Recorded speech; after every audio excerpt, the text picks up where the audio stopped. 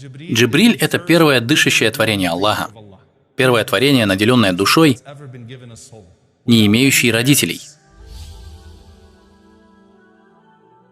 Как же он появился на свет? Представим себе маленьких детей. Они рождаются, делают первые звуки, открывают для себя что-то новое. А как насчет ангелов? Как насчет Джибриля, мир ему? Что же он произнес, появившись на свет? Саид ибн Мусайиб, да будет доволен им Аллах, рассказывает, что когда ангелы появляются на свет, они восклицают «Ля хауля ва ля куввата илля билля». Нет силы и мощи ни у кого, кроме как у Аллаха. Мы не обладаем этой силой. Таким образом, появившись на свет Джибриль, первая душа во вселенной, сказал «Нет силы и мощи, кроме как у Аллаха». Пророк, саллаллаху алейхи вассалям, рассказывает нам, согласно одному хадису, «Мне было дозволено рассказать вам лишь об одном ангеле, об ангеле, который держит трон Аллаха, свят он и велик. Расстояние между мочкой его уха и плеча составляет 700 лет». В повествовании, приведенном Ибн Хузеймой, пророк, саллаллаху алейхи вассалям, сказал, «Птица может покрыть это расстояние за период в 700 лет». Как же определить, какой ангел величественнее, а какой поменьше? И как их можно сопоставить с Джибрилем, мир ему? Имам ас-Суюти, да помилует его Аллах, говорил, что величие ангелов зависит от степени ответственности, которой они наделены. И сразу это наводит нас всех на мысль, что Джибриль, мир ему, намного величественнее остальных. Он важнее всех ангелов по статусу и больше их по размеру, поскольку ему велено исполнять наиважнейшие поручения. Возьмем, к примеру, народ Лута, мир ему, чей город со всем населением был уничтожен прикосновением лишь кончика одного из крыльев Джибриля. Весь город со всеми его жителями был приподнят и разрушен одним лишь кончиком его крыла, что еще раз подчеркивает великую мощь Джибриля, мир ему. Пророк, да благословит его Аллах и приветствует, рассказывал, что Джибриль, мир ему, пребывает прямо перед троном Аллаха, свят он и велик. Как же он выглядит в своем естественном виде? Пророк, саллаллаху алейхи вассалям, рассказывает, «Я видел Джибриля, у него было 600 крыльев, не 2, или же 3, или 4, а 600 крыльев». Пророк, саллаллаху алейхи вассалям, рассказывал, что он заполнял всю линию горизонта, восседая на троне, предоставленном ему Аллахом, свят он и велик. Описывая его, пророк, саллаллаху алейхи вассалям, говорил, что крылья его не просто расправлены, а с них постоянно ссыпаются драгоценные рубины и жемчужины. Согласно хадису, приведенному в сборнике имама Ахмада, пророк, саллаллаху алейхи вассалям, сказал, цвет его крыльев зеленый, и внешняя сторона его стоп тоже зеленого цвета. Нет ни одного божьего пророка, в описании жизни которого не упоминался бы Джибриль, на полном серьезе. Стоит только почитать истории жизни пророков, и вы сами обратите внимание на упоминание Джибриля, мир ему, представленного в определенном виде или же форме. Он постоянно присутствует, ведь он был ниспослан 124 тысячам пророков. В хадисе, упомянутом в муснаде имама Ахмада, говорится, что среди 124 тысяч пророков 315 были посланниками, то есть русуль, и он был ниспослан к каждому из них, чтобы учить их, растить их, оказывать помощь и оберегать их. Он постоянно был на месте. Вспомним, когда Адам, мир ему, был изгнан из рая. Разве Аллах, свят он и велик, общался с ним напрямую? Нет. Уже с тех самых пор Джибриль был посредником между Аллахом и Адамом. Когда же Адам скончался, люди не знали, что делать с его телом, поскольку до этого они еще не сталкивались со смертью. Тогда Аллах отправил Джибриля, мир ему, с группой ангелов. Они омыли тело Адама, мир ему, обернули Адама, мир ему, и они похоронили Адама, мир ему, так, как подобает. Следовательно, мы видим, что Джибриль имел место с самого начала, еще со времен Адама, мир ему. В одном из самых длинных хадисов, приведенном в сборнике Сахих аль-Бухари, говорится, как пророк, саллаллаху алейхи вассалям, рассказывает историю Хаджар, как она метается между Сафой и Марвой, с младенцем Исмаилем в руках, в поисках какой-нибудь помощи в абсолютно пустынном и безлюдном месте. Помните эту историю? И пророк продолжает рассказ, как вдруг она услышала какой-то шорох, на что она выкрикнула: «Выходи, коль пришел с чем-либо благим». И согласно словам пророка, саллаллаху алейхи вассалям, это был сам Джибриль, мир ему. И тогда Джибриль ударил своей пяткой об землю, после чего из земли тут же стала пробиваться вода, огромным потоком. Из земли стал биться Замзам. Пророк, саллаллаху алейхи вассалям, говорил: «Да смилуется Аллах над матерью Исмаиля, которая обложила источник землей, испугавшись, что вода разольется по всей местности и затопит все вокруг». Пророк, саллаллаху алейхи вассалям, говорил: «Не поступи она таким образом, то всю землю затопила бы водой из источника Замзам». Субханаллах. Подумайте только над этим чудодейственным источником Замзам. Знаете его размеры? Всего лишь 8:3, а ведь даже согласно официальному исследованию, его производительность составляет 8000 литров в секунду, то есть 691 миллион литров в день. Замзам. Подумайте, сколько это миллионов бочек. Субханаллах. Люди постоянно пьют из него воду. И за все это время он ни разу не иссяк. А все началось с одного удара стопы Джибриля. И по сей день мы пьем эту воду. Эта связь между нами и Джибрилем, мир ему, продолжается и по сей день. Субханаллах. Когда Ибрагим, мир ему, и Исмаиль закончили строительство Каабы, Ибрагим, мир ему, воззвал: «О Аллах, научи нас обрядам». И тогда, согласно преданию пророка, Аллах отправил Джибриля, мир ему, вместе с Ибрагимом, мир ему.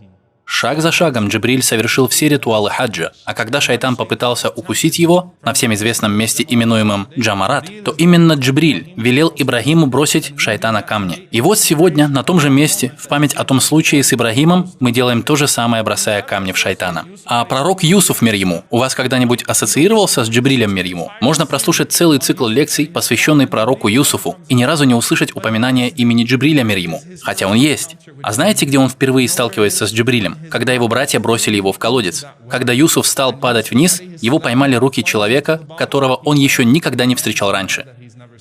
Это был Джибриль, мир ему. Джибриль поймал его, чтобы смягчить его падение. Поистине Аллах не теряет тебя, и Аллах не дает тебе пропасть. И в случае с Аисой, мир ему, Аллах Святун Велик говорит: мы поддержали его Святым Духом. Аллах Святун Велик говорит об этом как о милости по отношению к Аисе, мир ему. Я поддержал тебя Святым Духом.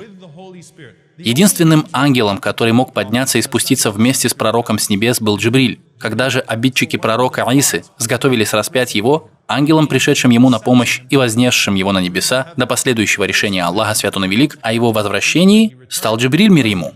Когда же пророк, саллаллаху алейхи вассалям, впервые увидел Джибриля? Еще будучи маленьким ребенком. Анас ибн Малик, да будет доволен им Аллах, рассказывает нам, что пророк, саллаллаху алейхи вассалям, был таким же, как все ребенком. Бегал, играл с другими детьми. Это было в год, когда не стало его матери. На этот момент пророк, саллаллаху алейхи вассалям, был уже круглым сиротой. У него не было ни мамы, ни отца. За ним ухаживали все по очереди. И несмотря ни на что, он был жизнерадостным ребенком. И вот однажды, когда он играл на улице с другими детьми, один незнакомый человек вдруг схватил его, бросил его на землю. Увидев это, все дети разбежались, чтобы рассказать о случившемся своим родителям.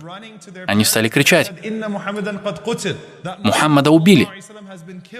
Пока они бежали сообщить своим родителям, пророку, саллаллаху алейхи вассалям, оставалось только ждать, что с ним собирается сделать этот незнакомец. Посланник Аллаха, саллаллаху алейхи вассалям, рассказывает: «Он прорезал мою грудь и раскрыл ее. Он вызволил сердце пророка, саллаллаху алейхи вассалям, вытащил из него нечто и сказал: это часть дьявола, что находилась в тебе». И он бросил нечисть на землю. После чего, как рассказывает пророк, саллаллаху алейхи вассалям, он омыл его сердце в золотой чаше с водой замзам и поместил его обратно в тело пророка, саллаллаху алейхи вассалям. К этому времени дети вернулись, и его грудь уже была зашита. На протяжении 34 лет пророк помнил этот случай, но не осознавал его смысла. И только через 34 года в возрасте 40 лет, согласно рассказам Аиши, да будет доволен ею Аллах, пророк, саллаллаху алейхи вассалям, стал видеть вещи и праведные сны. На протяжении 6 месяцев пророку, да благословит его Аллах и приветствует, вдруг стали сниться вещи и сны, ясные, добрые сны. Он привидел приближение чего-то хорошего во сне, визита гостей, например, и на следующий день к нему приходили гости в том же виде и в той же самой одежде, в которой он накануне видел их во сне. Он видел похороны, джаназу, и, проснувшись на следующий день, обнаруживал, что кто-то скончался и его хоронят. И так на протяжении 6 месяцев подряд. Что бы ему ни приснилось, на следующий день становилось явным. Все это уже наводило его на мысль, что с ним происходит что-то неординарное. Все это еще раз дает нам поразмыслить, почему вдруг, ни с того ни с сего, он начинает уединяться в пещере, медитировать и молиться. С ним явно происходит что-то странное. Как вдруг, согласно рассказу Аиши, Аллах вселяет в нашего пророка, саллаллаху алейхи вассалям, любовь к уединению. Он предпочитает быть один. Посланник Аллаха, саллаллаху алейхи вассалям, удаляется от всех, поднимаясь высоко в горы, к пещере Хира. Это около 2 часов подъема. Однажды, находясь в пещере, ему является Джибриль, мир ему. Кто помнит, в каком облике ему явился Джибриль? В облике ангела или человека? В облике человека. Тогда вы спросите, почему же пророк, саллаллаху алейхи вассалям, был напуган? Вы только подумайте. 2 часа вы поднимаетесь на вершину горы, и вдруг, откуда ни возьмись, у входа в пещеру перед вами стоит незнакомый человек, и, не произнеся ни слова, просто пристально смотрит на вас. Позже, посредством ниспосланного откровения мы узнаем, что произошло с пророком, саллаллаху алейхи вассалям, когда он вернулся к Хадидже и рассказал ей о случившемся. Тот человек, который приходил ко мне во сне, явился передо мной наяву. Это говорит, что пророк, саллаллаху алейхи вассалям, уже видел Джибриля во сне. Он думает про себя. Как же странно. Кажется, что я не сплю. Все это вроде не сон. Именно поэтому Джибриль схватил и обнял его, дав ему ощутить и убедиться, что все это происходит наяву. Икра. Читай. С этого началось откровение пророку, саллаллаху алейхи вассалям. И не только это, дорогие братья и сестры. Самый простой способ окружить себя ангелами – это начать читать Коран. А знаете почему? Потому что ангелы не были наделены способностью читать Коран. Для многих из вас это может показаться странным. Как? Ангелы не могут читать Коран? Да, но они могут лишь слушать его. Существует всего лишь несколько ангелов, которые были наделены способностью читать Коран. Понятно, что это Джибриль мир ему, и еще несколько ангелов, но в целом они могут только слушать его. Поэтому, когда вы приступаете к чтению Корана, ангелы становятся вашими свидетелями. Они собираются вокруг людей, читающих Коран. Они любят слушать его, поскольку не умеют читать. Субханаллах. Какую бы тяжелую ситуацию не испытывал пророк, саллаллаху алейхи вассалям, Джибриль мир ему был постоянно рядом с ним. Абу Джахль однажды поклялся, если этот человек снова посмеет на наших глазах ударить лицом в грязь перед самой Каабой, то я клянусь Латом и Уззой, он поклялся идолами того времени, что я раздавлю ему горло и убью его. После чего Мухаммаду придет конец. И тут выходит пророк, саллаллаху алейхи вассалям, и начинает молиться перед Каабой. А Абу Джахль начинает двигаться в направлении к пророку. Как вдруг он хватается за лицо, начинает кричать во все горло и убегает. Все испуганно спрашивают: «Абу Джахль, что стряслось?» Он отвечает им, что увидел огненный ров между пророком и собой. Когда же пророк закончил молиться, то и сподвижники стали расспрашивать его, что же произошло. На что он им ответил: если бы он предпринял что-либо, то Джибриль убил бы его. То есть, иными словами, я знаю, что Джибриль всегда рядом, и он покончил бы с Абу Джахлем.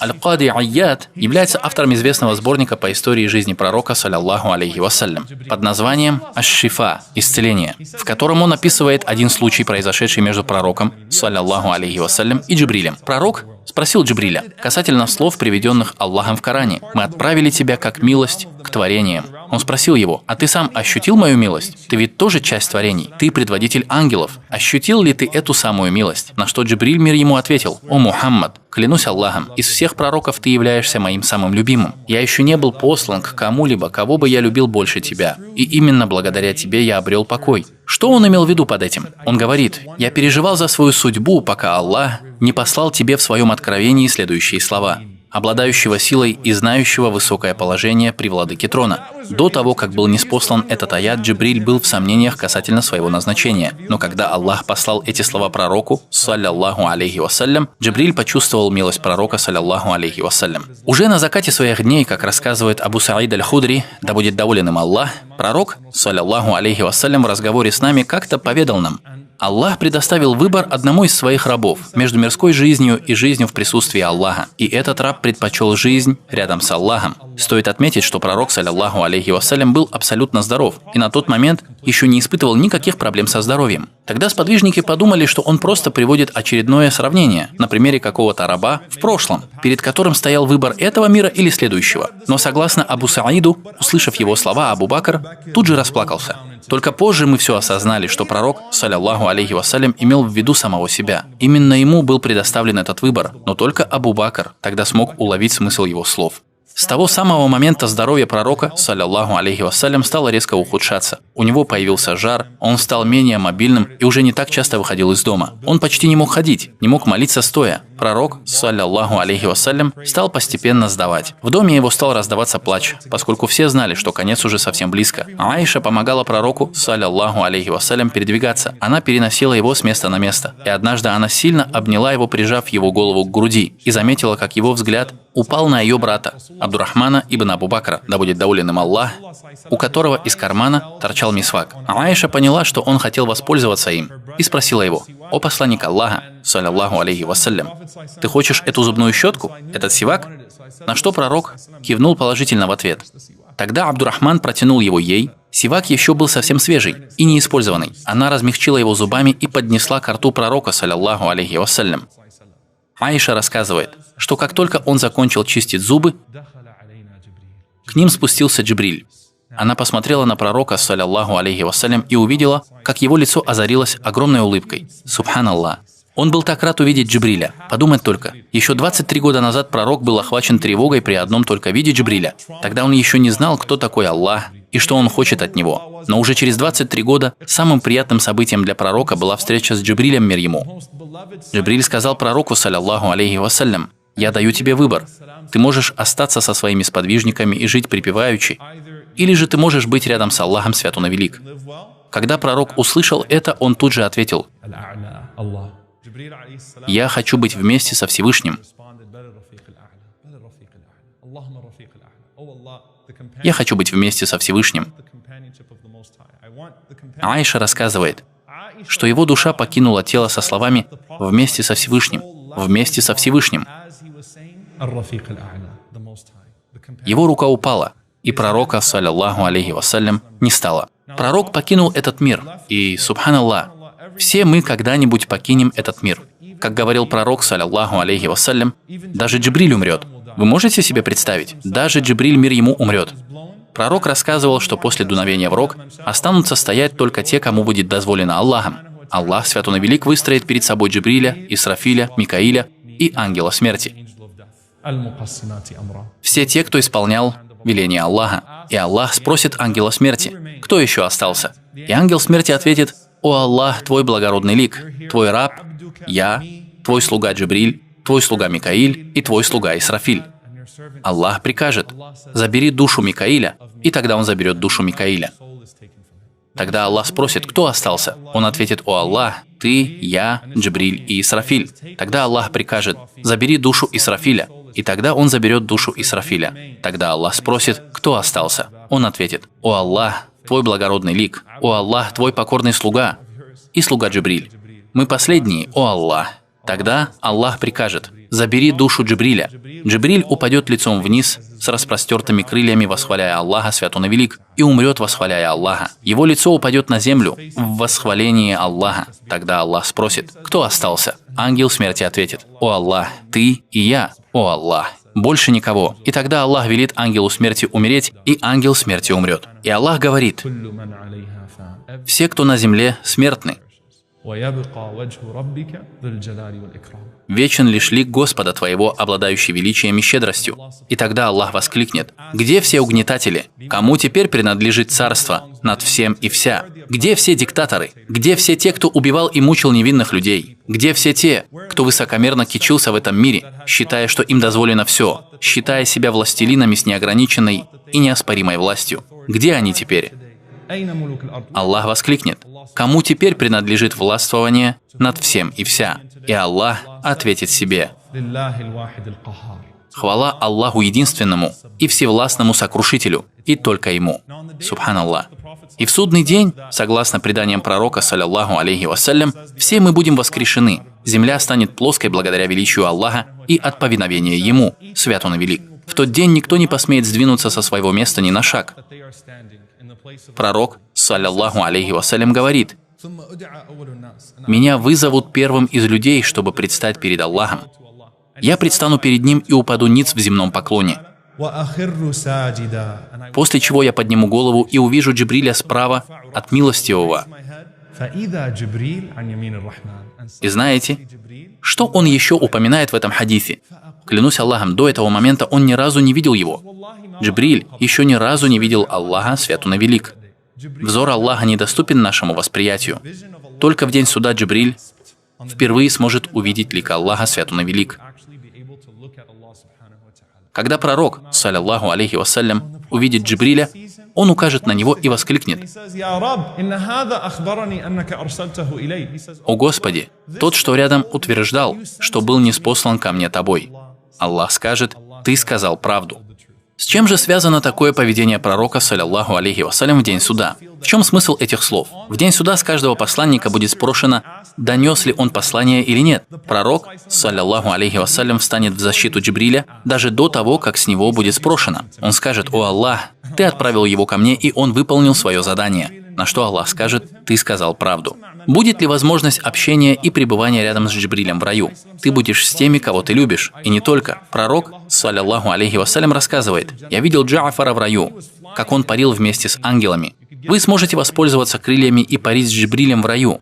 Рассказывая о Джибриле, в отличие от своих лекций о сподвижниках пророка, саллаллаху алейхи вассалям, больше всего я люблю напоминать, что мы можем уже прямо сейчас общаться с Джибрилем.